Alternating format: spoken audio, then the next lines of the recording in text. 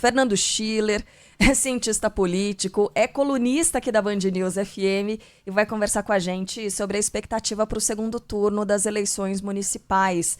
Schiller, primeiro, muito obrigada por nos atender num sabadão a essa hora. Para falar dessa disputa que, assim, aparentemente não está tão frenética quanto foi aquela corrida do primeiro turno. Vou começar falando de São Paulo, né? Porque São Paulo, primeiro turno, a coisa foi uma loucura. Agora, parece que as intenções de voto se assentaram e a gente tem um cenário já definido, será, Schiller? Bom dia mais uma vez. Tudo bem, Carla? Tudo bem, Débora? Bom Prazer falar com dia. vocês. Olha, estamos na reta final da campanha, realmente tem muita gente já definida, as pesquisas mostram isso, não é? Tem um jogo aí eu diria assim, uma transferência de votos do Pablo Marçal e da Tabata Amaral são quase que numa direção simetricamente inversa, né? Então, 75%, só que numa dimensão um pouco diferente, porque em torno de 75% dos eleitores do Paulo Marçal foram para o Ricardo Nunes, um pouco menos do que isso, né, em torno de, dependendo aí de pesquisa, mais 2/3, vamos arredondar aqui para fazer a média das pesquisas, dos votos da Tabata Amaral vão para o Guilherme Boulos, e ali tem 1/3 que é um eleitor mais moderado, eventualmente mais de centro, porque a Tabata Amaral também tinha essa característica, vão para o Ricardo Nunes, não é? Mas vamos lá, tá, tem uma certa diferença cristalizada que pode variar de pesquisa para pesquisa, mas é em torno de 12, 13 pontos nas pesquisas que a gente analisa. Aqui na Band a gente tem esse cuidado de fazer uma cesta de pesquisa, analisar vários, porque as metodologias são um pouco diferentes, os tempos, os times de pesquisa, obviamente, são diferentes, então a gente tem que tomar um certo cuidado com isso. Vamos lá, se pode mudar, a grande pergunta sempre é essa, né, Carla e Débora? Pode Uhum. mudar em uma semana? Eu diria sim. Tudo pode mudar, né? Pode acontecer um fato novo, pode, vamos lá, não é possível, mas não é tão comum que isso aconteça, não é tão comum que isso aconteça, né? E aí entram vários fatores, né? O eleitor, uma eleição municipal, por definição, ela é uma eleição descentralizada, então ela não tem aquela mobilização ideológica tradicional, a não ser em situações muito específicas. A gente teve aqui em São Paulo a presença do Pablo Marçal, até pelo estilo dele, pelas provocações que ele fazia, etc. Ele acabou trazendo para a eleição de São Paulo um componente emocional, né? Um componente um pouco de torcida organizada e tal, uma surpresa, um elemento um pouco diferente, muita agressividade em redes sociais. Essa ideia de você fazer aquele vídeo curto, mobilizar milhares ou até milhões de pessoas, né, em redes sociais, ou seja, uma campanha toda pautada pelo engajamento, obviamente ela destoa um pouco, né, da campanha tradicional, que é muito baseada em rádio e televisão e tal, então, na estrutura. Hoje, o Brasil é um país de grandes estruturas partidárias. Nós temos muito dinheiro em campanha eleitoral, com fundão eleitoral, né? Nós temos muito tempo de rádio e televisão, né? Então a campanha ela acaba muito institucional, ela acaba muito baseada na máquina e menos no engajamento, né?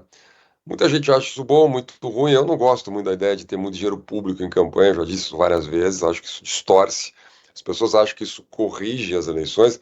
Na minha visão, isso distorce a campanha, porque imagina, são milhões e milhões e milhões. Eu não vou dar nem os números aqui, porque assim mas vamos lá, nós estamos falando de uma campanha para prefeito de mais de 100 milhões de reais de mobilização de recursos. Então é totalmente desproporcional isso, inclusive na competição entre os candidatos, né?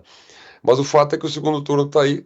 Algumas cidades nós temos uma competição muito acirrada. Se a gente for em Curitiba, por exemplo, nós temos uma situação de empate técnico lá, praticamente empate técnico, ou na margem do empate técnico, entre a Cristina Grael e o Eduardo Pimentel, né? Se a gente vai em Fortaleza, a gente tem um empate rigoroso entre o Evandro Leitão, né, e a candidatura lá ligada ao presidente e ex-presidente Bolsonaro, André Fernandes, né? André Fernandes e Evandro Leitão, o empate não é nem técnico, é nominal, né? Então, obviamente, tem mais emoção aí em Fortaleza e Curitiba do que numa campanha onde tem 12, 13 pontos de diferença, né? Mas vamos lá, nada está decidido ainda. Tanto é que nessa pesquisa mais recente em relação à intenção de voto para São Paulo, 2% dizem que ainda não sabem em quem vão votar. E você estava falando da questão das campanhas, a gente percebe uma redução, assim, tirar um pouco o pé do acelerador, inclusive na preocupação em estar diante do telespectador, por exemplo, quando a gente fala do atual prefeito Ricardo Nunes, que está buscando a reeleição, está à frente nas pesquisas, cancelou a participação em pelo menos 3 debates. Está numa situação mais confortável em relação a Guilherme Boulos, mas sempre os candidatos tentam aí mudar um voto ou puxar aqueles votos ali. Boulos está tentando pegar as intenções de quem votou nos outros candidatos no primeiro turno. Como é que você observa esse movimento em relação à participação nesses encontros no rádio, na televisão, no debate entre os dois adversários, Schiller? Olha, Débora, é quase uma regra isso. O candidato que está na frente, segundo turno, tem pouco tempo de campanha, ele está mais preocupado em não errar, né, do que acertar muito. Quem tem que acertar muito, né, olha o detalhe do muito aqui, quem tem que acertar muito é quem está atrás, né?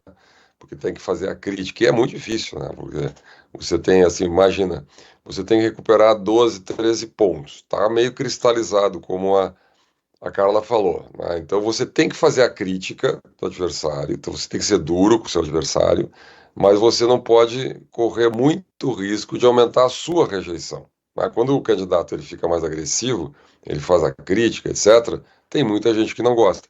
Segundo turno tem uma característica, tem uma disputa pelo chamado eleitor mediano, eleitor que está mais no centro. Porque, vamos lá, na distribuição tradicional, a esquerda vai votar no Guilherme Boulos, né? Quem é mais conservador, mais da direita, você vai votar no Ricardo Nunes, né? Agora, tem um eleitor de centro, um eleitor que diz assim, olha, eu não sou nem ligado ao Lula, nem ao Bolsonaro, não me identifico muito com essa polarização, etc. Estou olhando, né? Eventualmente eu votei em algum dos outros candidatos no primeiro turno, ou até não votei, me abstive, eu anulei o voto, não importa. Em que eu vou votar? Eventualmente esse eleitor, ele não gosta, ele tem uma certa aversão ao radicalismo. Radicalismo é uma palavra também que a gente pode associar a muita coisa, mas tem um elemento até estético, né? Ah, esse candidato, cadê as propostas dele? O que ele propõe para São Paulo? Só ataca o outro candidato? Então é um risco muito alto, assim, campanha. Geralmente nas campanhas, os marqueteiros, eles fazem uma divisão, né? Eles pegam assim, bom, eles fazem o candidato falando coisas propositivas e alguém cumprindo a função chamada, a gente brinca, né? Good cop, bad cop, né? O bom policial, o mau policial. Alguém cumpre a função do malvado, né? Às vezes entra uma luz meio sombria, uma voz meio sombria também, dizendo, este candidato fez isso, e tem a corrupção, e tem... Aí faz a denúncia, para exatamente separar a imagem da agressividade do próprio candidato. Isso é comum, é só olhar a campanha eleitoral, só olhar o rádio e televisão, que tem muito. Só que no debate não dá para fazer isso, né? Não dá para entrar uma voz em off lá fazendo a crítica. O próprio candidato tem que assumir essa dupla condição daquele que propõe, então gera uma imagem positiva, pega esse eleitor mais moderado, mas também faz a crítica. E aí, pô, passa uma imagem um pouco desagradável, aquele candidato que ataca, etc, etc. De novo, para uma eleição de primeiro turno, isso até pode funcionar muito bem, um candidato muito agressivo, etc. Para uma campanha de segundo turno, isso tende a funcionar menos. Eu não estou dizendo que não funciona, mas tende a funcionar mesmo em função do eleitor mediano, né?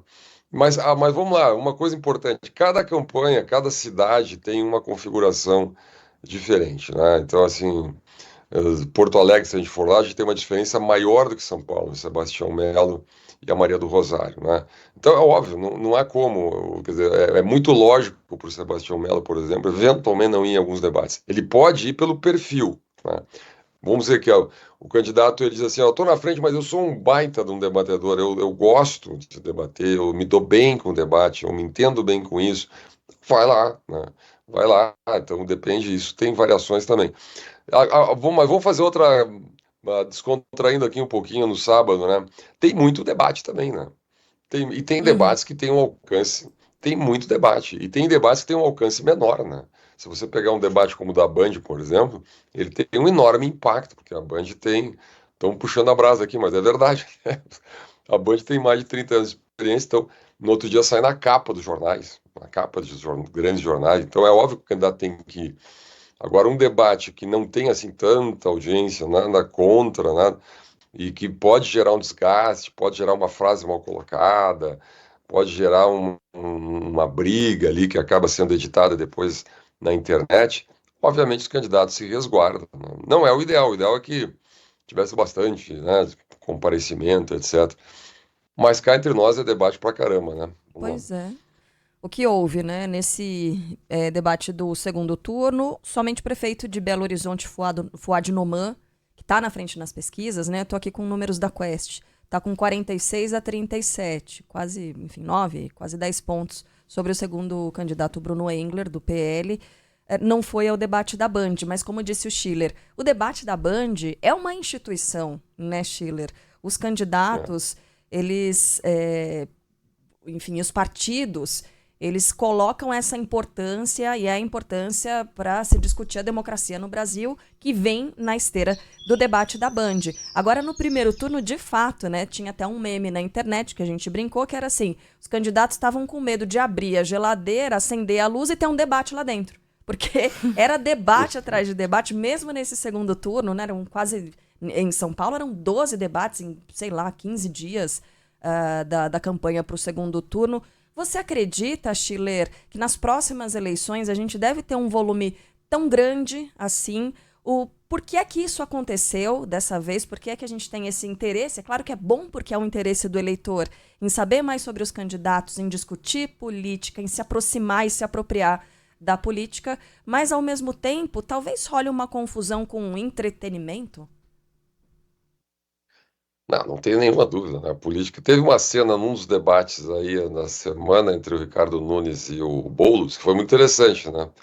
O Boulos fez uma pergunta dura para o Ricardo Nunes, o Ricardo Nunes devolveu com uma pergunta dura para o Boulos chegou perto dele, né, meio rindo, meio assim, chegou muito perto e o Boulos abraçou ele, deu uma risada, os dois riram, até a cena, se você congelar a imagem, botar a fotografia, é muito interessante, parece que os dois estão brincando, estão rindo, estão meio abraçados, assim, né, então tem um lado de teatro, né, aí o Ricardo diz, não vem aqui me ameaçar, mas não era uma ameaça, né, aí o Boulos diz, não estou te ameaçando, tá, tudo bem, nós estamos meio fazendo, tem um lado de teatro na política, por quê? Porque tem os marqueteiros lá, 3, 4 metros longe ali da cena, tirando um pouquinho o raio da câmera, né, tem um marqueteiro, está dizendo, fala isso, fala aquilo, fala isso, né?